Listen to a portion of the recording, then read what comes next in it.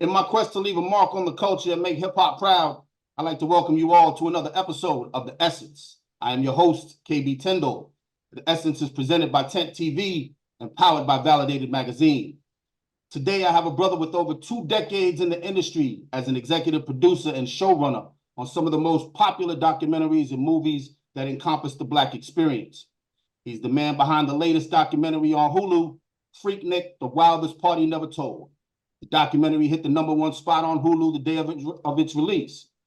He has produced several acclaimed projects centered around the Black culture and music, which include TV1's renowned documentary series Unsung and Unsung Hollywood, BET's award-winning series American Gangster as well, the BET Awards and the BET Hip Hop Awards. He was an executive producer on the crime show Hip Hop Homicides along with 50 Cent and Mona Scott Young. He has done hip-hop films and documentaries such as Wu, the story of the Wu-TANG Clan, Who Shot Biggie and Tupac, and JEEZY'S, The Hustler's Ambition. He is the former executive editor of The Source magazine, and he's also the executive producer and showrunner for the Tina Knowles, Discovery Plus, and Oprah Winfrey Network 4-part series, Profile, The Black Man.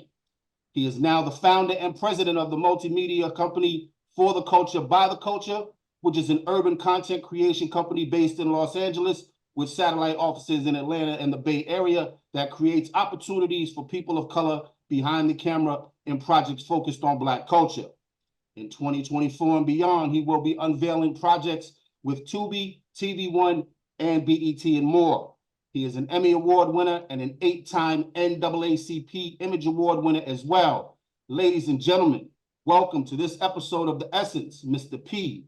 Frank Williams. Hey, what's up, man? Thank you for that. That's a hell of a introduction. I'm not sure if I warrant that, but those are some of the things I've done. So I'm very blessed and fortunate, my brother. Thank you. Absolutely. Thank you very much. Thank you very much. So let's get right into it, man. You're Oakland born and raised, right? Yes, and then the other half of my life, New York City, and then Los Angeles. So I spent my formative years in Oakland and moved to New York. I was a 21-year-old kid in the 90s, and that's when I started, later on working at the Source and all that. Downtown Brooklyn, Atlantic and Nevins. I lived in Harlem. I went to Columbia University, and so that's why I went. And I know that, uptown. Yeah, for sure. I'm a Queens native myself, definitely. When did you first fall in love with being behind the camera, and was there a first movie or documentary that you saw that made you say, I want to do that, but I want to do it from the Black experience perspective? Well, no, I mean, I've always been a storyteller since a kid. I initially started out wanting to be a broadcast journalist, which ironically, I got a little bit of experience and realized that I was into the written word. And even as a little kid, I think if you see my bio, I used to write love letters for the homies in the hood. So if you couldn't write a letter to Boom Keisha, Lil Tasha, and you a street dude, get the dude with the glasses and the big, afro, pay him a little 15, 20 bucks, and I spiced that up. So even like 10 years old, I was, doing it. And so I always knew that, telling stories was my thing.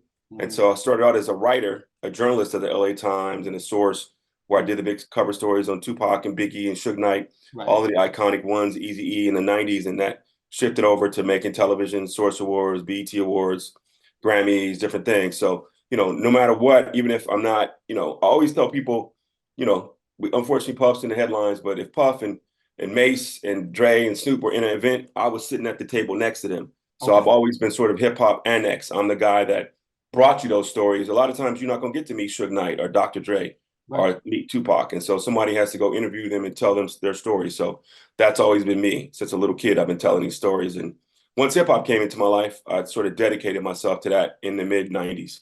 Okay. Yeah. I think for all of us, it all started with hip hop, and we branched off into, other areas and stuff like that. So, that's why I always say I want to make hip hop proud, because if it wasn't for hip hop, a lot of us wouldn't be doing a lot of the things that we are doing. Yeah, I would have been in your living room taking your TV in 87 or 88 if it wasn't for hip hop. And so hip hop has taken me all around the world and given me great opportunities. So I'll always be loyal and dedicated to the culture, good and bad. There's times when it's good, in the Freaknik documentary, so there was a lot of great things. There were some bad things. So I'm here just to sort of turn a lens on the culture and make sure some people from inside the culture are telling our stories and not outsiders.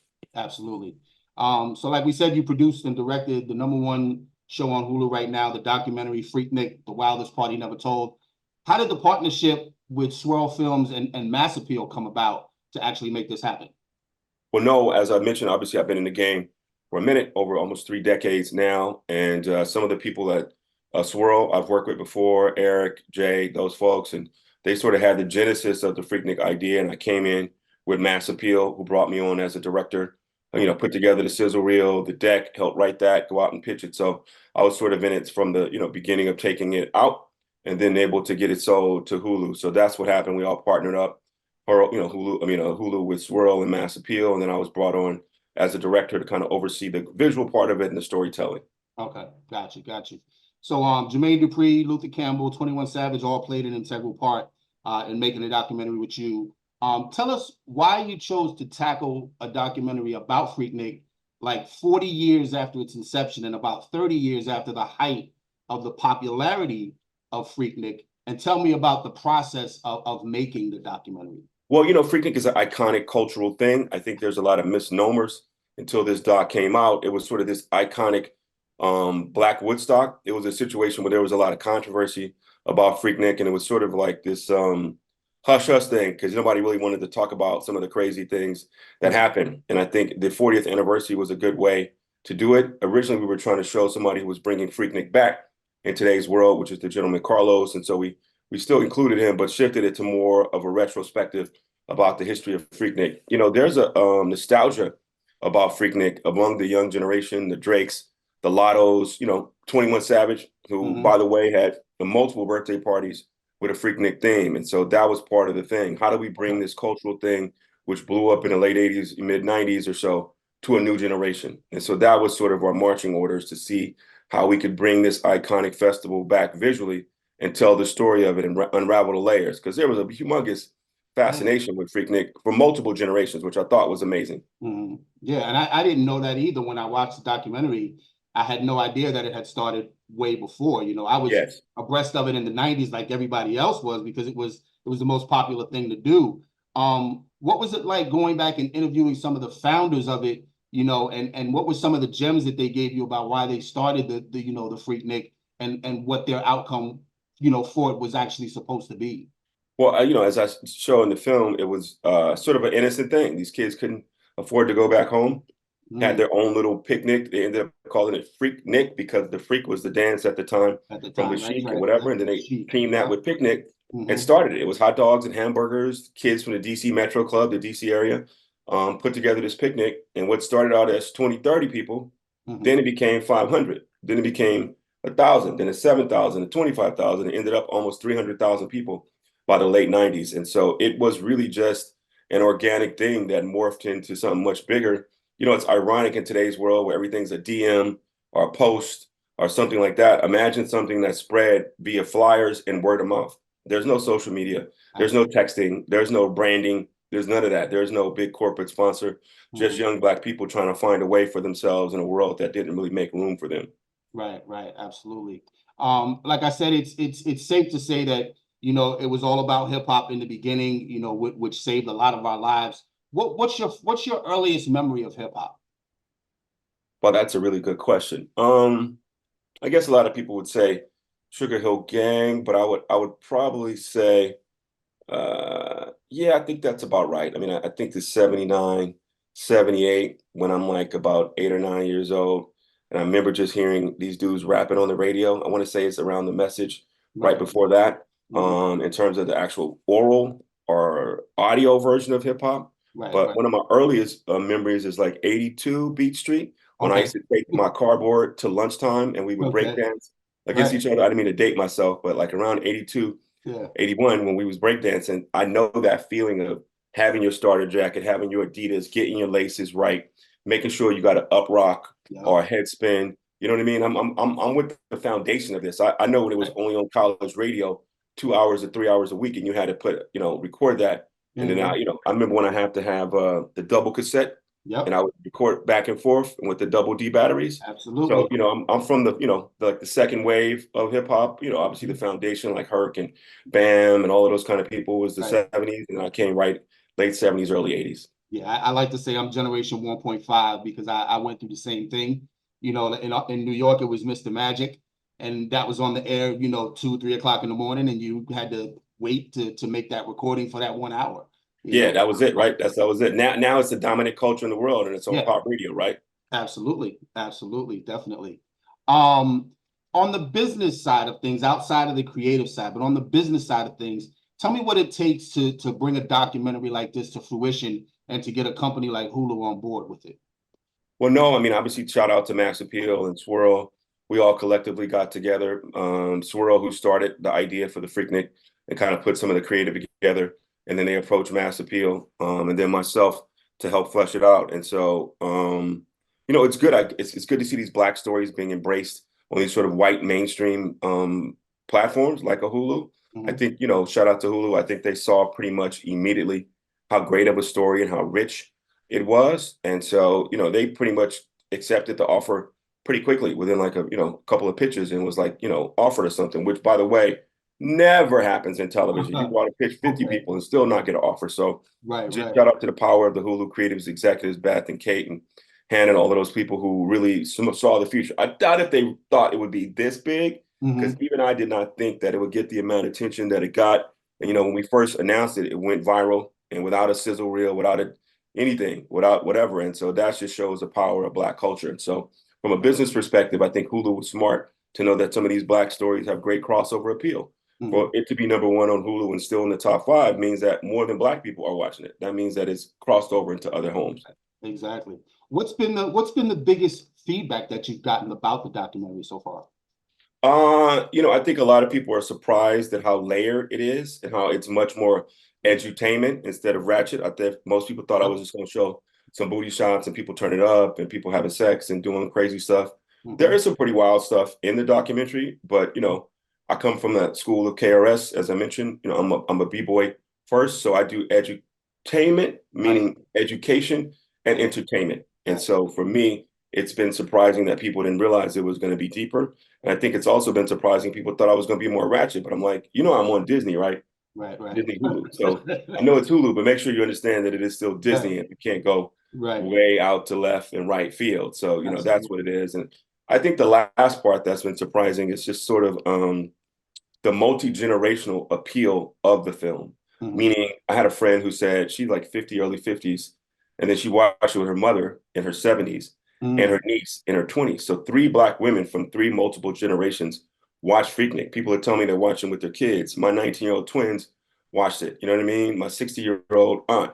And so it's one of those weird things which never ever happens where that many generations tune into it. And I think there's a fascination from the young people, and there's a nostalgia from the people who went through it, which has really been amazing and sort of fascinating.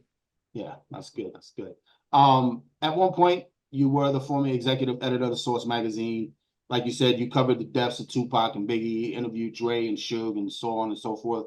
What was your favorite story that you've done back then, and how do you feel the climate in hip hop has changed from the 90s to now with social media and everything else? Well, that's a really hard one to answer. You know, I wrote the cover when Tupac died in 96. You know, I co-wrote the cover when Chris died in 97, when Eric died. I know this is taking people back, but even in 95 when Eazy-E died. So I did all of those, Scarface, Ghetto Boys, different situations. I don't know if I say the word favorite, but I would imagine the most iconic couple of ones I did was the Tupac Shakur, the gray cover when he died in 96. And it just was such a iconic cover. One of my favorites, I think, is still the Suge Knight when he got out of jail. And when Dre had left Death Row, you know, I interviewed Sugar Bear, Big Suge, in the Mule Creek State Prison.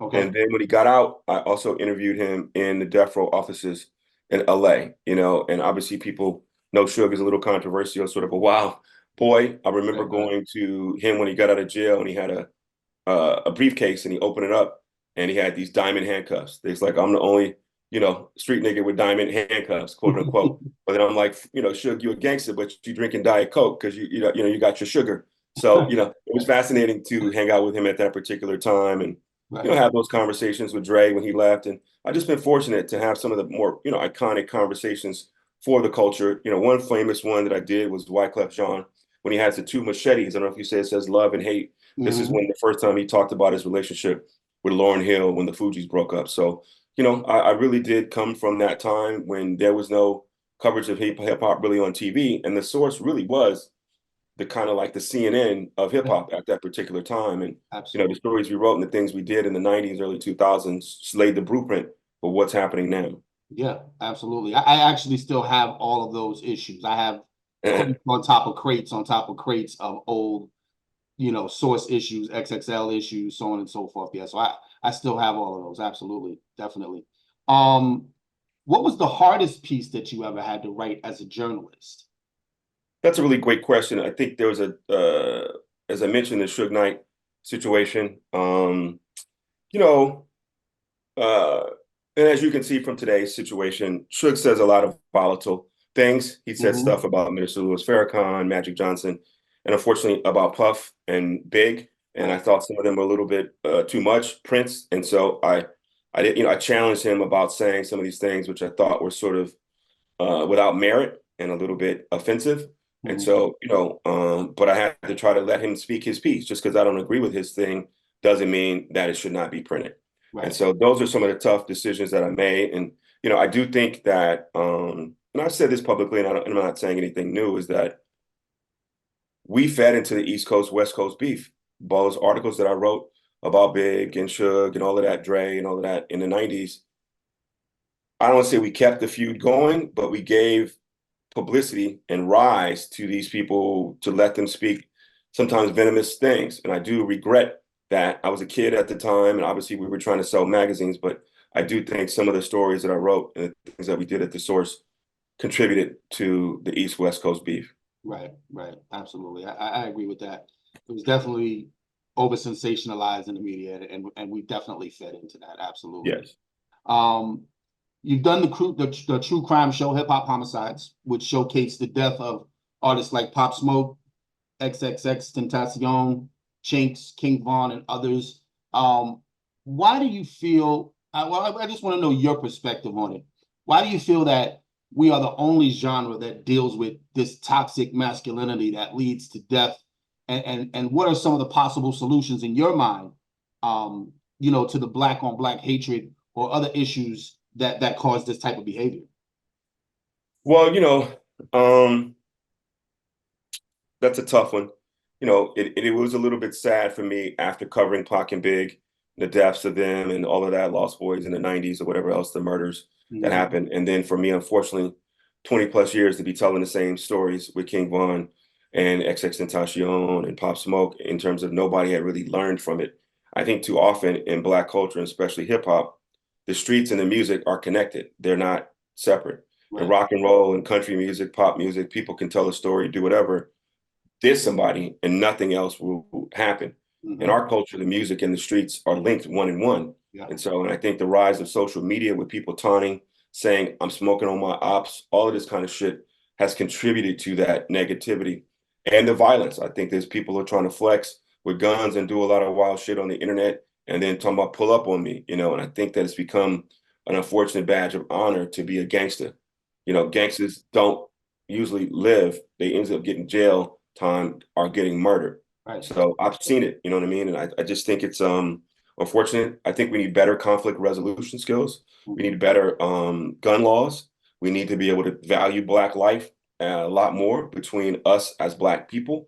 You know, I've obviously been in this game, and some of these stories that you talked about, I was there, you know, to see Pop Smoke's mother cry, and because she had to watch her son get murdered. You know, I know the feeling of talking to, you know, even like Mo3, whose murder was on camera, and his mother having to watch that, and his father just being totally broken down. He started just sobbing like a baby and talking about it. So you're not just murdering a rapper in your ego, you're killing somebody's father, killing somebody's son. I think too often we don't think about that. And as a person who has met and interviewed a lot of these people, I wish we would think about that and not just be in the moment. And I think our toxic masculinity sometimes is a horrible thing for Black people. And but I will say, though, this is an issue that's beyond hip hop. It's a systemic issue in the Black community, brown community, whatever, that has nothing to do with the music. I think it's a cultural situation that affects us on a bigger level other than just the music.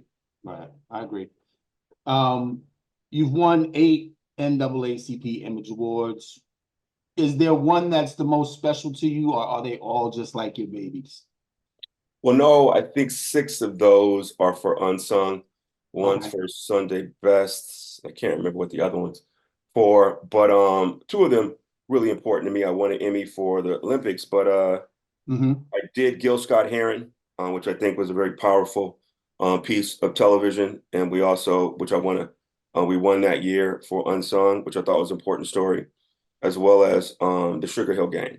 So those are 2 stories that I did, which ended up for those seasons winning NAACP Image Awards. And obviously, Gil Scott-Heron is the sort of the godfather of hip hop, and his story is the foundation. And Sugar Hill Gang is the most popular rap record in history, and the record that set the tone for all of us to be able to have a career. You doing these journalist situations, me as a producer. So those, in terms of the Image Awards, are 2 of the ones that I cherish the most because they're really important hip hop stories. Okay, great.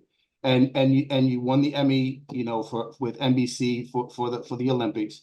What part did you play on that team when you won that Emmy? What I was on the writing staff in the 2004 Olympics in Athens, Greece, where I wrote some of the copy. Hey, you know, the relays or track or different things. So I'd write copy, the words that they would say on the screen during the broadcast. So I was very fortunate to have that life-changing experience, and it was great. All right. So now you're the founder and president of a multimedia company for the culture, by the culture.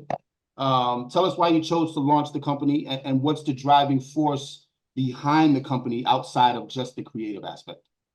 Yeah, I think for me, as you can see from the press release, I've had a lot of experiences to work in, like, you know, Black urban culture, whether it be the Source or whatever, but also white mainstream, I guess you can call it, culture, you know, A&E, Hulu, LA Times. And I think that too often, stories about people of color are not being told about people of color. And so it's important for me. That's why I call it for the culture, by the culture, not just for the culture, but people from the culture actually are telling the stories. And we're doing it from an inside out perspective, meaning from inside the culture to the world. So I just want to empower young people of color, whether it be Black, Latino, Asian, women, and make sure they get an opportunity as a producer, as a writer, as a cameraman, as an editor. There's no better feeling of me walking on an all Black set and a story. And I'm doing a show with TV1 with Dougie Fresh and a bunch of other people. Big Daddy Kane was on there, Anthony Hamilton, who I was just shooting. And it was great. A couple of them said, wow, I can't believe y'all come showing up with an all Black crew. So there's a few white people, but mostly brothers and sisters. And I can tell you how much and how important that is. It's important for us to give us opportunities and be in a place where we can call those shots and give those opportunities, because often we don't get them, you know, because other races, unfortunately, help themselves a lot more than they would help us. And so it's important for us to do the same. Absolutely. What are some of the projects that are in the works that we can expect for, you know, under For the Culture, by the culture, that we can be on the lookout for? Yeah, as I mentioned, I do have a show on TV1 hosted by Dougie Fresh that's coming out later this year, a music collaboration show. I also have a Busta Rhymes documentary series, which is going to be on Viacom. And so that's good for my brother Bus. And a couple other different situations, a TUBI true crime series that I'm doing with Angela Yee. And so just out here, man, slinging these TV shows, trying to pay these bills in private school and keep it going. Absolutely. Last question, man. I ask everybody this question, man, because we all started with hip hop, man. So what does hip hop mean to you? It's a good question. Hip hop is freedom. Hip hop is Black joy. Hip hop is making something out of nothing. We created this whole global culture because nobody wanted us in the clubs. You know, the punk rockers and us, we share that. The disco era, they didn't make way for us. There was no programs for after school music. We started scratching, b-boying, taking power from a streetcar and, you know, a street lamp to make it. So hip hop is really making something out of nothing for young people of color. And it's an expression of that, whether it be b-boying, MCing, graffiti, dance about it, you know what I mean? Or the DJ, whatever it is. To me, those pillars of hip hop is why I keep doing it. You know, I found liberation and home and freedom in hip hop. And I think that is the global language of every culture. It's not a Black thing anymore. It's a global thing. And so as long as hip hop has been feeding me and helping me tell these stories, I'm going to keep doing it. I'm going to keep doing it, you know, as I mentioned, for the culture, by the culture. Absolutely. Where can everyone follow you on social media? And for those creatives that want to reach out to you for an opportunity, where can they reach you up for that as well? Well, yeah, I'm not medium Frank or, you know, small, a little baby or extra large. I'm just at P Frank Williams on every platform. I don't have any aliases and nothing like that. I'm a street dude. I go straight from a real situation. So you can find me at P Frank Williams, PFRANK Williams on Instagram, Twitter, Facebook, all of that. And that's if you want to reach out, if you got any ideas for shows or different situations, I'm always taking it. You know what I'm saying? Obviously, I got legal representation. I don't take just unsolicited. But of course, you know, I'm always reachable.